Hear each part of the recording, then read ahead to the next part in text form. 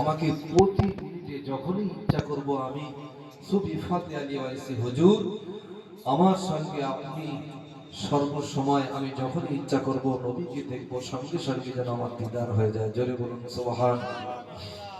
সুফি ফাতে আলী ওয়াইসি হুজুর এই কথাটা আমার রাসূলুল্লাহ কবুল করে বলেছিলেন, হ্যাঁ বাবা তোমার এই কথায় আমি খুশি হয়ে গেলাম, তুমি যখনই ইচ্ছা আমি মুহাম্মদুর রাসূলুল্লাহ আমার সঙ্গে তোমার দিদার নসিব হয়ে যাবে। জোরে বলুন সুবহানাল্লাহ।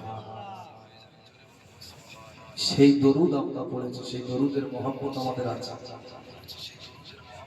শুধু দিদার পড়ল রসুলে নোমা সুফি ফাতে আলী ওয়াইসি হুজুরের দরবারে যারা মুরিদ হতে যেতেন সমস্ত মুরিদদেরকে হুজুর আমার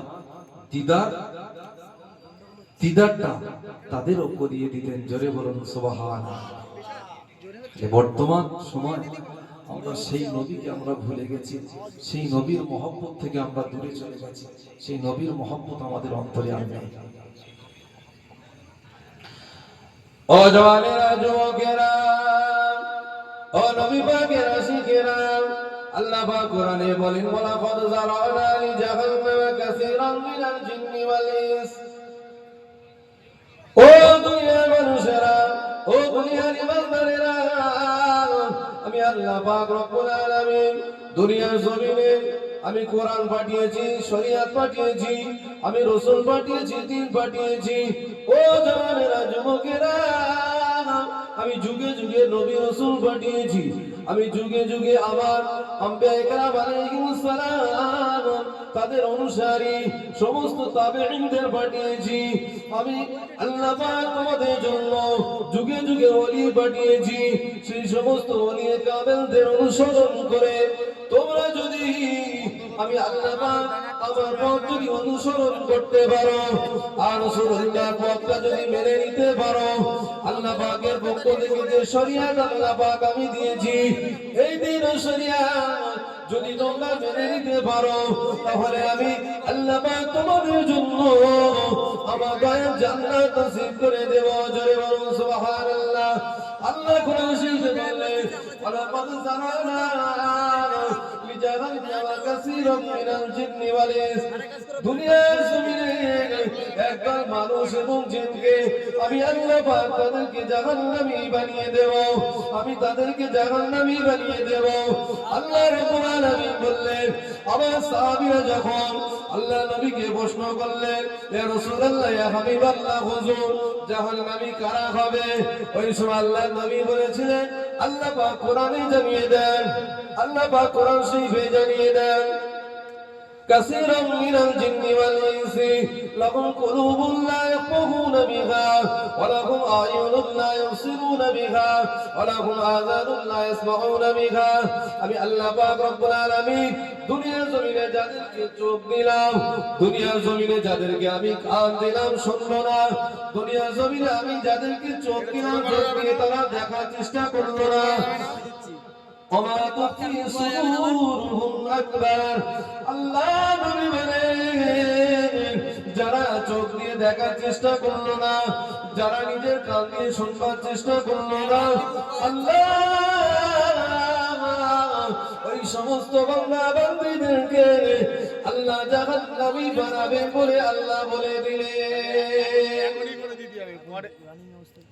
আল্লাহ বললেন যাদেরকে আমি আল্লাহ চোখ দিয়েছি, যাদেরকে আমি আল্লাহ কান দিয়েছি, এই চোখ দিয়েছি, এই চোখটা আমাদেরকে দেখার জন্য দিয়েছে। ঠিক তো? আমরা যদি চোখ দিয়ে হারাম জিনিস দেখি তাহলে আমাদের এই চোখটা কি আল্লাহ ভালো কাজে ব্যবহার করলাম না খারাপ কাজে করলাম? যে সমস্ত জওয়ান যুবকেরা আজকে রাস্তাঘাটে ঘোরাফেরা করছে, বেগানা নারী পুরুষের সাথে গল্প কথাবার্তা দৃষ্টিগোচর আলোচনা হচ্ছে, এই সমস্ত কথাবার্তাগুলো, তাহলে এই আলোচনাগুলো হলে আল্লাহ রাব্বুল আলামিন এই সমস্ত বান্দাদেরকে আল্লাহ জান্নাত দেবে কি মনে হয়? খালি চোখ দিয়েছে ভালো জিনিস দেখবে। আল্লাহ রাব্বুল আলামিন কোরআন শরীফে জানিয়ে দেন ওয়াইদা কুরিয়াল কুরআন ফাসতামিউ লাহু ওয়া আনসিতু লাআল্লাকুম তুরহামুন। আল্লাহ রাব্বুল আলামিন বলেন ও দুনিয়ার মানুষেরা আমি আল্লাহ পাক তোমাদেরকে জানিয়ে দিলাম যদি তোমরা কোরআন শরীফ পড়তে না পারো, যদি তোমরা কোরআন শরীফ তেলাওয়াত করতে না জানো, যদি তোমাদের যদি ইচ্ছা না হয় কোরআন শরীফ তোমরা শিখতে পারো না, কোরআন শরীফ তোমরা পড়তে পারো না, কোরআন শরীফ তোমাদের শেখা হলো না, তোমাদের আমি একটা কথা বলে দিই, ওয়াইদা কুরিয়াল কুরআন ফাসতামিউ লাহু, যে জায়গাতে আমি আল্লাহ আমার আলোচনা হয়, আমার রাসূলুল্লাহর আলোচনা হয়, ফাসতামিউ লাহু ওয়া আনসিতু, তোমার আমি আল্লাহ কান দিলাম, ওই কানকে তুমি শুনতে থাকো এবং সেটা নীরবতার সঙ্গে শুনতে থাকো। আমি আল্লাহ পাক তোমাকে ওই শুনবার জন্য যে ব্যক্তি তেলাওয়াত করবে, ওই তেলাওয়াত করা ব্যক্তি যতটা সওয়াব পাবে, আমি আল্লাহ পাক খুশি হয়ে রাজি হয়ে তোমার জন্য অতটা নেকি দান করে দেব। জোরে বলুন সুবহানাল্লাহ, আর জোরে বলুন সুবহানাল্লাহ। আমরা এখানে বসেছি, আমাদের লাভ হচ্ছে না লস হচ্ছে? আর যারা রাস্তায় হচ্ছে তাদের লাভ হচ্ছে তো নাকি? লাভ একটা হচ্ছে, সেটা দুনিয়ার লাভ, আখিরাতের লাভ নয় ভাই। কঠিন পরিস্থিতি, যে লাভ কিসের আশায়, কিসের মহব্বতে, সেখানে লাভের জন্য ঘুরছে আল্লাহই ভালো জানে। কত বেগানা নারী, কত পুরুষ আজকে চোখ দিয়ে দেখছি, এর জন্য কত গুনাহ আমাদের হয়ে যাচ্ছে। আজকে গুনার কথাটা কি আমাদের মনে আছে? গুনাহ করে আল্লাহর কাছে যদি আমরা ফিরে না আসি, তাহলে আমাদের কোথায় যাব? আল্লাহর ওলিদের মহব্বতে যদি আমরা না বসি, আল্লাহর নবীর মহব্বত যদি আমাদের অন্তরে না পয়দা হয়, তাহলে আমরা কিসের মুসলমান? এত কিছু হচ্ছে, আপনারা সবকিছু তো উপলব্ধি করছেন, বুঝতে পারছেন, সবকিছুই তো উপলব্ধি করছেন, তারপরেও আমাদের কি এখনো সেই সঠিক জ্ঞান, আমাদের সঠিক অনুশোচনাটা কবে ফিরবে? আমরা তো মুসলমান। একবার দরুদ শরীফ আল্লাহুম্মা সাইয়্যিদিনা মাওলানা, একটু আওয়াজ দিয়ে পড়েন, একটু আওয়াজ দিয়ে পড়েন, ওয়া আলা আলি সাইয়্যিদিনা।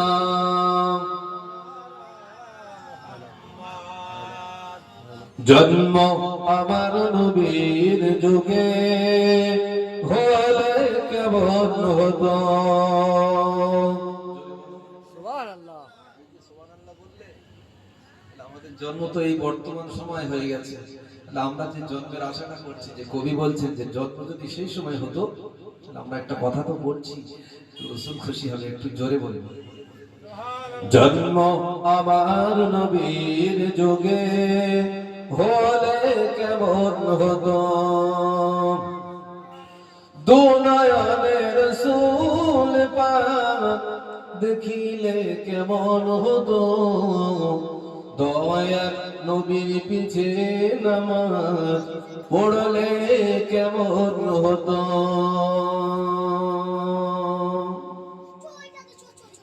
আজ তো ভেসে হযরতে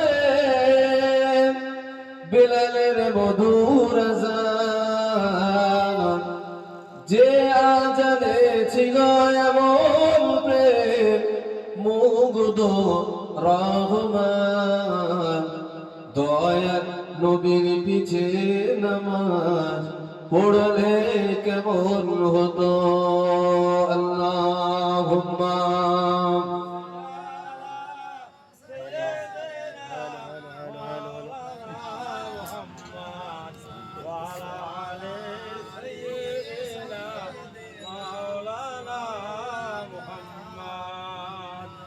তো যে কথা বলছিলাম, আল্লাহ দুনিয়াতে যাদেরকে চোখ দিয়েছেন, এই চোখ দিয়ে যারা হারাম জিনিস দেখছে, তাদেরকে হিসাব দেওয়া লাগবে, তাদেরকে হিসাব দেওয়া লাগবে। যাদের অন্তরে এই ভয় থাকবে যে আমি আল্লাহর কাছে উপস্থিত হব, আল্লাহর কাছে আমাকে উপস্থিত হতে হবে, হাজিরা দিতে হবে, এই কথা যাদের অন্তরে থাকবে, তারা দুনিয়াতে গুনাহ করতে পারবে না, গুনাহ তাদের স্পর্শ করতে পারবে না। Hello hello. ও জওয়ানেরা, যুবকেরা, ও নবী পাকের আশিকেরা, আল্লাহ পাক কোরআনে বললেন, যাদেরকে আমি আল্লাহ চোখ দিলাম, যাদেরকে আমি আল্লাহ চোখ দিলাম দেখবার জন্য, আল্লাহর আরশে আজিম দেখে যারা শুকরিয়া করলো না, এই দুনিয়ার আসমানটাকে বিনা খুঁটিবিহীন অবস্থায় আল্লাহ পাক দেখে নিয়েছেন। এই খুঁটিবিহীন আল্লাহর আসমানটাকে যারা দেখে শুকরিয়া করলো না, এত সুন্দর সুন্দর মখলুক দেখে আল্লাহ শুকরিয়া করলো না, দুনিয়াতে শুধুমাত্র সিনেমার পর্দায়, মোবাইলের পর্দায় গুনাহ করে করে, গুনাহ করে করে অন্তরটা পাথর হয়ে গিয়েছে, অন্তরটা শক্ত হয়ে গিয়েছে, অন্তরটা পাথর হয়ে গিয়েছে। দ্বীন ইসলামের কথা তাদের অন্তরে আর শ্রবণ করার মতো তাদের অন্তর নাই। ও জানেরা, যুবকেরা, আল্লাহ ওই সমস্ত বান্দা বান্দীদেরকে বলেন, ওই সমস্ত বান্দা বান্দীদেরকে বলেন, ও আমার বান্দারা, আমি আল্লাহ তোমাদেরকে জানিয়ে দিলাম, তোমরা চোখ দিয়ে আমি আল্লাহ আমার কোরআনটা দেখো, আমার রাসূলুল্লাহর আদর্শ নিয়ে যারা সুন্নতের আমল করে তাদের দেখো। আমি রাসূলুল্লাহ আমার যারা ফলো করে, যারা আল্লাহ আমার ওলি হয়েছে, আমার মাহবুব হয়েছে, আমার মাহবুব হয়ে আমার আশিক হয়ে গিয়েছে, এই সমস্ত আল্লাহর বান্দা বান্দীদেরকে তোমরা দেখতে থাকো।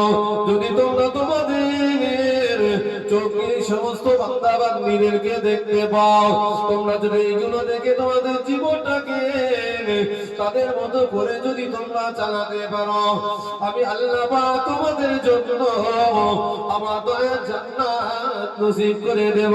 জয় বলো সুবহানাল্লাহ। আল্লাহর ওলি হযরত ইব্রাহিম বিন আদহাম রাহমাতুল্লাহ আলাইহি, তিনি একজন মস্ত বড় আল্লাহর ওলি। তিনি একদিন রাতের বেলা স্বপ্ন দেখেন, রাসূল পাক সাল্লাল্লাহু তার ঘরের ভিতরে তার সামনে উপস্থিত হয়ে গেলেন। আল্লাহ নবী যেই না তার সম্মুখে উপস্থিত হয়ে গেলেন, আল্লাহ ইব্রাহিম বিন আদম সেই সময় জিজ্ঞাসা করলেন, ইয়া রাসূলুল্লাহ, ইয়া হাবিবাল্লাহ, আপনার কোন আমলটা আমি আমার কোন আমলটা আপনার পছন্দ হয়েছে বলুন। ওই সময় ইব্রাহিম বিন আদম আল্লাহ নবীকে যেই না জিজ্ঞাসা করেছিলেন, আল্লাহ নবী বলেছিলেন, ও তুমি শুনে রেখে দাও, বাবা শুনে রেখে দাও, তুমি প্রতিদিন রাতে রাতে, প্রতিদিন দিনে দিনে চলাফেরা, ওঠা বসা, খাওয়া দাওয়া, প্রত্যেকটা কাজে আমি রাসূলুল্লাহ আমার মহব্বত করে আমার উপরে দরুদ পড়তে থাকো। তুমি যা কাজ করো প্রত্যেকটা কাজে আমি রাসূলুল্লাহ আমাকে মহব্বত করে দরুদ পড়ো, আমার কথা স্মরণ করো। আমার এই কথা স্মরণ করবার জন্য আল্লাহ পাকের নবী আমি মুহাম্মদুর রাসূলুল্লাহ তোমার উপরে খুশি হয়ে গেলাম। আল্লাহ পাক যাকে আমি মুহাম্মদুর রাসূলুল্লাহ দিদার দিয়েছে, তার জন্য আল্লাহর জান্নাত হারাম হয়ে গিয়েছে। জোরে বলুন সুবহানাল্লাহ, আরো জোরে বলুন সুবহানাল্লাহ। নবীর ইশক যাদের অন্তরে আছে, তাদের অন্তরে আর পাপ ঢুকবে না, অন্যায় ঢুকবে না, অপরাধ তাদের আর হবে না, অপরাধ তারা আর করতে পারবে না। কেন? অপরাধের মানসিকতা তাদের আসবে না। আল্লাহ পাকের একজন ওলি ছিলেন, নাম তার ফুজাইল বিন আওয়াজ রাহমাতুল্লাহ আলাইহি। তিনি একজন মস্ত বড় গুনাহগার ছিলেন, একজন কথা বলেন মস্ত বড় গুনাহগার ছিলেন। তার জীবনে প্রথম জীবনে তার আমল ছিল না ভালো, জীবনে খুব খারাপ সময় তার কেটেছে, খুব খারাপ সময় তার কেটেছে। একটা সময় গিয়েছে তিনি মানুষের কাছ থেকে জোর জবরদস্তি করে মানুষদের কাছ থেকে অর্থ উপার্জন কেড়ে নিয়ে, আর ফুজাইল বিন আওয়াজ রাহমাতুল্লাহ আলাইহির বাড়িটা রাস্তার ধারে এমন একটা জায়গাতে হুজুরের বাড়ি ছিলেন। সেই জায়গাতে যেতে যেতে ফুজাইল বিন আওয়াজ রাহমাতুল্লাহ আলাইহির বাড়ির সামনে দিয়ে সমস্ত ব্যবসার কাফেলা, বাণিজ্যিক কাফেলা তারা যেতে, এই বাণিজ্যিক কাফেলা যখন যেতে, ফুজাইল বিন আওয়াজ রাহমাতুল্লাহ আলাইহি হুজুর তাদের লোক ফিট করে রেখেছিলেন যে আমার যে সমস্ত ব্যবসা বাণিজ্যিক কাফেলা রাতে দিনে যখনই যাবে প্রত্যেকটা মানুষের কাছ থেকে তোমরা জবরদখল করে তাদের যে অর্থ উপার্জন করা, টাকা পয়সা, তাদের মাল ধন সম্পদ যা কিছু আছে তোমরা কেড়ে নিয়ে তোমরা তাদের কাছ থেকে জবরদখল করে তোমরা বাড়িতে নিয়ে রেখে দেবে। পরবর্তীতে ওটা অন্যান্য খাতে ব্যয় করা হবে। যার অন্তরে আল্লাহর ভয় থাকবে একটা দিন সে তো তওবার জন্য ফিরে আসবে না, আসবে না? আচ্ছা, মানুষের সারা জীবন বয়স একই থাকবে না? দুটো বয়সে মানুষের বেশি সমস্যা হয়। জন্মের পর থেকে সাবালক হওয়া পর্যন্ত একটা মানুষের হাঁটতে পারে না, চলতে পারে না, কথা বলতে পারে না, তার প্রত্যেকটা সুযোগ কে করে দেয়? আল্লাহ। আচ্ছা, এটা আমরা মানি।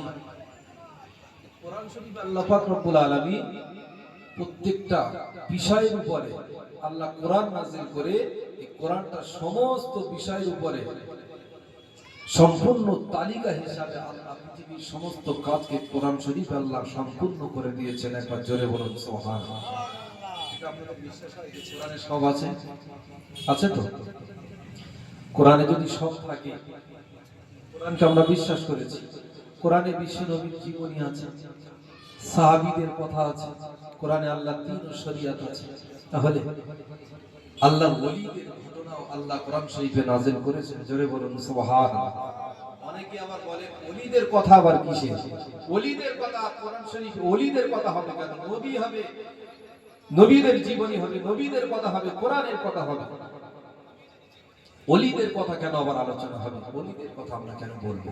আতে ওলিদের কথা আল্লাহ সূরা কাহাফে তো আল্লাহ নিজেই ঘোষণা করেছেন। ওলিদের ঘটনা, সাহাবী কাহাফের 7 জন যুবকের কথা আল্লাহ নিজেই তো ঘোষণা করেছেন। জোরে বলুন সুবহানাল্লাহ। ফুযাইল ইবনে আওয়াজ রাহমাতুল্লাহ আলাইহির বাড়ির সম্মুখ দিয়ে যখন দলবল যেতেন তখন জোর করে খেলে নিতেন। ও মুসলমান ঘরে ছেলে আব্বারা, তরুণেরা, ও জওয়ানেরা, যুবকেরা, ফুযাইল ইবনে আওয়াজ রাহমাতুল্লাহ আলাইহি হুজুরের কিছু লোকজন যখন হুজুরের সাথে ছিলেন, বাড়ির সম্মুখ দিয়ে যখন গভীর রজনী রাতের বেলা বাড়ির সামনে দিয়ে যখন একদল কাফেলা ব্যবসা করে ফিরছিলেন, ফুযাইল ইবনে আওয়াজ রাহমাতুল্লাহ আলাইহি হুজুরের এই সমস্ত লোকজন বাইরে বেরিয়ে দরজার সম্মুখ দিয়ে যখন কাফেলার মানুষেরা যখন মাল সম্পদ ধন সম্পদ দিয়ে যাচ্ছিলেন, ফুযাইল ইবনে আওয়াজ রাহমাতুল্লাহ আলাইহি হুজুরের লোকজন গিয়ে কিড়ে কিড়ে মালগুলো যখন ঘরের ভিতরে যখন তখন রেখে দিতে, আর ফুযাইল ইবনে আওয়াজ রাহমাতুল্লাহ আলাইহি হুজুর আমার ঘরের ভিতরে যখন পরবর্তীতে চলে আসে, ফুযাইল ইবনে আওয়াজ দেখলেন বহু পাল সেখানে লোট হয়ে গিয়েছে। ফুযাইল ইবনে আওয়াজ ওই সমস্ত মুরিদদেরকে জিজ্ঞাসা করলেন, ও বাবা মুরিদেরা, তোমরা আমার হুকুম পালন করেছো বাবা, তবে একটা কথা তোমরা শুনে রেখে দাও, একটা কথা তোমরা মেনে রেখে দাও বাবা। আমি ফুযাইল ইবনে আওয়াজ, আমি গত রাতের বেলা তোমরা যখন সুদের মাল বাণিজ্যিক কাফেলার মাল যখন নিয়ে যাচ্ছিলে, তোমরা যখন কেড়ে নিচ্ছিলে, আল্লাহ পাকের আরশ থেকে একটা ইলহাম আমার কানে চলে আসলো, এ বাবা ফুযাইল, তোমার জীবনে ভুল হয়ে যাচ্ছে বাবা, জীবনে তোমার সময় শেষের দিকে চলে যাচ্ছে বাবা, তুমি আমি আল্লাহ তোমাকে হিসাব দিতে হবে এটা তুমি ভুলে গিয়েছো বাবা। ও বাবা ফুযাইল, তুমি শুনে রেখে দাও, তুমি যদি এখনো তওবা করে ফিরে না আসো, তুমি যদি আমি আল্লাহ আমাকে চিনে যদি ফিরে না আসো, তুমি যদি আমার কাছে ফিরে না আসো, আমি আল্লাহ পাক তোমাকে জনমের মতো জাহান্নামী বানিয়ে দেব। ও শাগরিদরা শুনে রেখে দাও, আমি রাতের বেলা এই অবস্থা যেই না আমি কানে পেলাম, আমি রাতের বেলা বছরে আল্লাহর দরবারে কাঁদতে লাগলাম, আমি আল্লাহর দরবারে কাঁদতে কাঁদতে বললাম, রব্বুল আলামিন আল্লাহ পাক, জানি না ফুযাইলের আপনি জীবনের গুনাহগুলো আপনি মাফ করবেন কি জানি না, তবে আল্লাহ পাক আপনার কাছে আমি দোয়া চাই, আমার জীবনের সমস্ত পাপের জন্য আপনার কাছে ক্ষমা চাই, আপনার কাছে মাফি চাই। আল্লাহ আপনি আমার জীবনের গুনাহগুলো মাফ করে দেন। আপনি যদি আমার জীবনের গুনাহ যদি মাফ না করে দেন, আমি ফুজাইল জীবনের মতো জাহান্নামে চলে যাব। আল্লাহ আপনি আমাকে মাফ করে দিয়ে আপনি আমাকে তওবার রাস্তাটা খুলে দিন। জোরে বলুন সুবহানাল্লাহ। মুরিদদের ডেকে বললেন, ও বাবা মুরিদেরা, শুনে রেখে দাও বাবা, শুনে রেখে দাও। আমি ফুজাইল রাতের বেলা আল্লাহর কাছে তওবা করেছি। যে সমস্ত কাফেলা বাণিজ্যিক কাফেলার মাল তোমরা নিয়ে নিয়েছো বাবা, এই মাল তোমরা তাড়াতাড়ি ফিরিয়ে দাও। এই মাল আমার প্রয়োজন নাই। আমি রাতের বেলা খাবার খেতে গেলাম, রাতের বেলা খাবার খেতে গিয়ে দেখলাম আমি ফুজাইলের গলাতে আল্লাহ যে রুজি আল্লাহ আমার জন্য রেখেছে, হারাম উপার্জন করে আমি যে খাবারগুলো খেতাম, আমি ফুজাইল আমার খাওয়াটা বন্ধ হয়ে গিয়েছে। আমি ফুজাইল আমার খাওয়া বন্ধ হয়ে গিয়েছে। আর তোমরা এই ধরনের পাপ তোমরা করবে না, এই ধরনের পাপ তোমরা ছেড়ে দাও। এই ধরনের পাপ তোমরা ছেড়ে দিয়ে আমি ফুজাইলের সঙ্গে তোমরা আল্লাহর দরবারে তওবা ইস্তেগফার করে আল্লাহর দরবারে মাফি চেয়ে নাও। জোরে বলুন সুবহানাল্লাহ।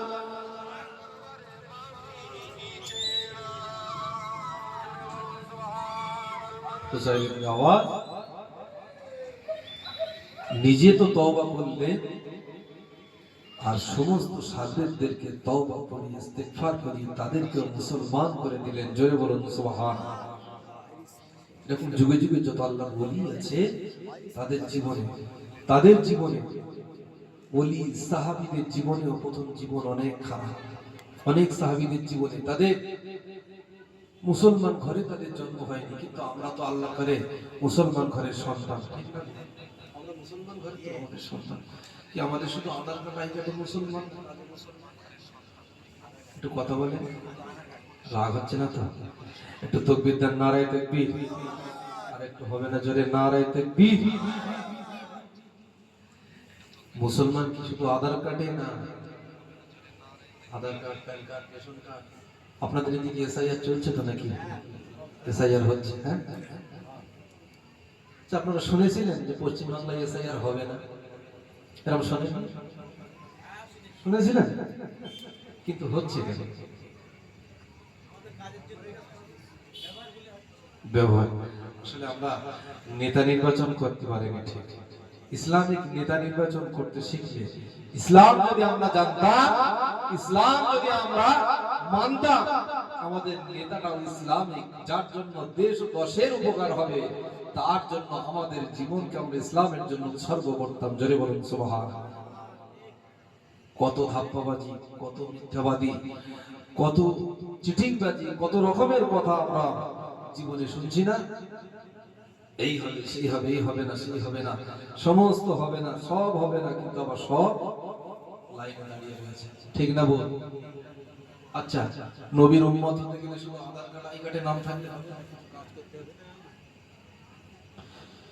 ও জওয়ানেরা, যুবকেরা, আল্লাহ নবী হাদিস শরীফে জানিয়ে দিয়েছে, ও আমার উম্মত উম্মতারিরা শোনো, দুনিয়ার জমিনে তোমরা একটা সময় দেখতে পাবে, একটা সময় তোমাদের কাছে উপস্থিত হবে, যে সময় তোমরা দেখতে পাবে ইসলাম শুধু থাকবে নামে, ইসলাম শুধু থাকবে নামে, কোরআন থাকবে শুধু নামে, কাজের লোক খুঁজে পাওয়া যাবে না, পালন করা লোক খুঁজে পাওয়া যাবে না। বর্তমান পরিস্থিতিটা আপনি একটু দেখুন। একটা নিজাত মাহফিল, একটা ইনসানের সওয়াব হচ্ছে, যেখানে কবরের তালিম দেওয়া হয়, আল্লাহর ওলিদের মহব্বত শেখানো হয়, যেখানে কোরআনের তালিম দেওয়া হয়, যেখানে নবীর মহব্বত শেখানো হয়, আল্লাহর চেনানোর জায়গা। এই জায়গাটাতে লোক বেশি না বাজারে লোক বেশি? বলে তাহলে বাজারকে বেশি গুরুত্ব দিয়েছে। আল্লাহ নবী ওটাও বলেছেন, পৃথিবীতে সবথেকে নিকৃষ্ট জায়গা হলো বাজার, সবথেকে ভালো জায়গা হলো যেখানে আল্লাহ এবং রাসূল, অর্থাৎ মসজিদ, যেখানে দ্বীনের আলোচনা হয়, সেটাই হলো আল্লাহ পাকের প্রিয় জায়গা। জোরে বলুন সুবহানাল্লাহ। তাহলে আমরা বাজার মহব্বত করেছি, বাজারে থাকলে গোনা হয়, অনেক কিছু দেখা হয়, একটু খাওয়া হলো, একটু গোনাও হলো, একটু আনন্দ হলো, একটু ফুর্তি হলো, সবকিছু হলো। মিলাদ শোনা হলো, মাইকে আওয়াজ আসছে, কোনো অসুবিধা নাই।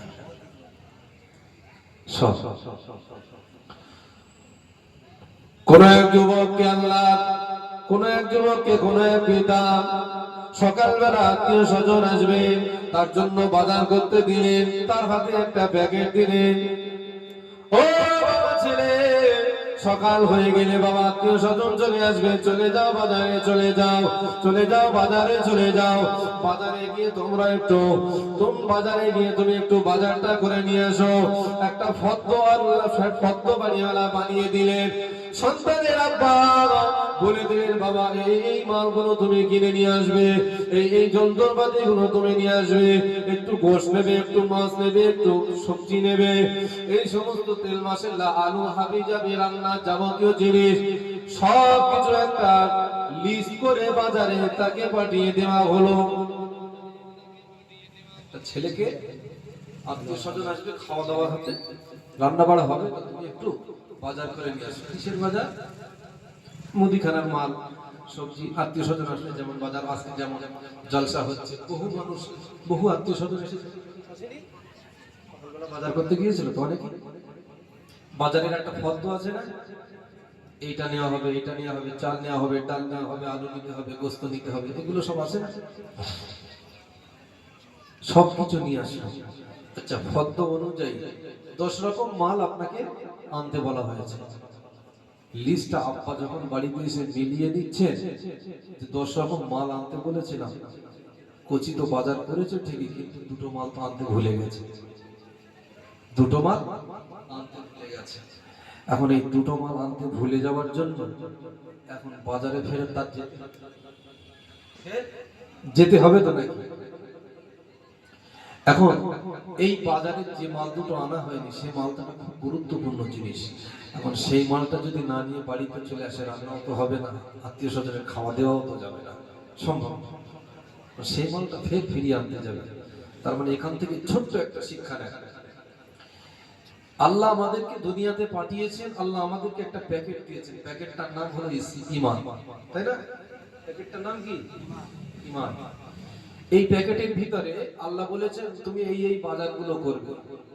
এই বাজারের একটা ফদ্দ আল্লাহ আমাদেরকে দিয়েছেন, তার নাম কি বলেন? বাজার করার জন্য ঈমানের ফদ্দ একটা দিয়েছে, যে এই ফদ্দ অনুযায়ী যদি তুমি বাজার করে নিয়ে আসতে পারো, আমি আল্লাহ আমার পক্ষে আমার তৈরি করা দয়ার জান্নাত আমি আল্লাহ তোমার জন্য দান করব। জোরে বলুন সুবহানাল্লাহ। আল্লাহর দেওয়া একটা ফদ্দ আছে, ফদ্দটার নাম বলে আল্লাহর কোরআন। জোরে বলুন সুবহানাল্লাহ। কোরআন শরীফে সুদ খাওয়া হারাম না হালাল? জোরে বলেন না, হারাম। আচ্ছা, নামাজ না পড়া গুনাহ না সওয়াব?